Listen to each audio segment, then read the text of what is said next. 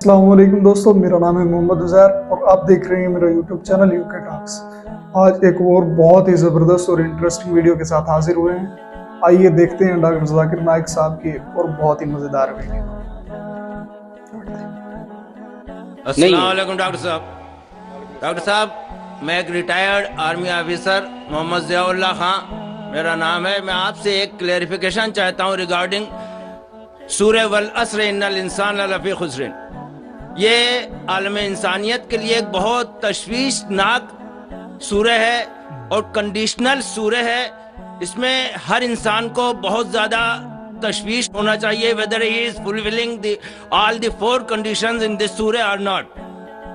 اس میں اس کی تفسیر میں ابھی آپ نے فرمایا وَتَوَاصَوْا بِالْحَقِّ کے لیے آپ نے فرمایا کہ غیر ایمان والوں میں ایمان کی دعوت۔ بے شک یہ سچ ہے کہ لا الہ الا اللہ سب سے بڑا حق ہے، لیکن میں یہاں آپ سے یہ کلیئرفائی کرنا چاہتا ہوں کہ among all the Muslims اتنی زیادہ تعداد الحمدللہ مسلمانوں کی ہے، لیکن وہ عامل الصالحات سے دور ہیں، اللہ کے احکامات سے دور ہیں۔ اگر ان کو اللہ کے ان احکامات پہ عامل الصالحات کی دعوت دی جائے تو whether this fulfill the condition of وَتَوَاصَوْا بِالْحَقِّ or not۔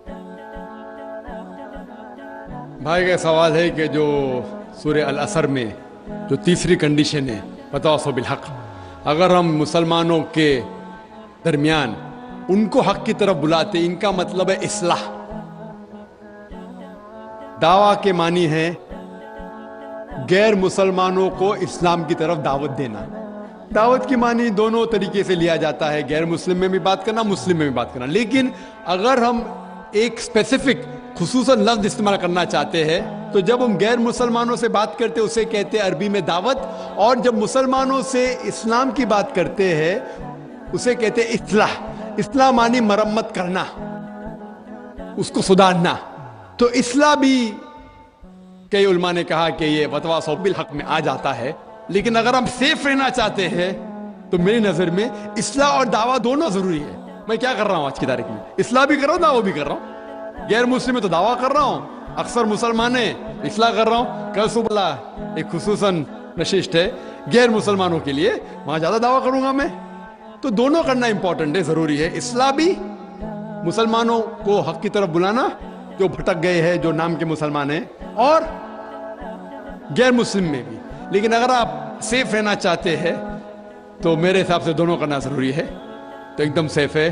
اور جنت میں جانے کے لیے ہمیں جو بھی کر سکے کرنا ضروری ہے، کیونکہ اللہ تعالیٰ فرماتے سورہ ملک میں سورہ نمبر 67 آیت نمبر 2 الذی خلق الموت والحیات، اللہ سبحانہ و تعالیٰ نے زندگی اور موت دی تاکہ وہ جان سکے آپ لوگ میں سے کون اچھے اعمال کرتا ہے۔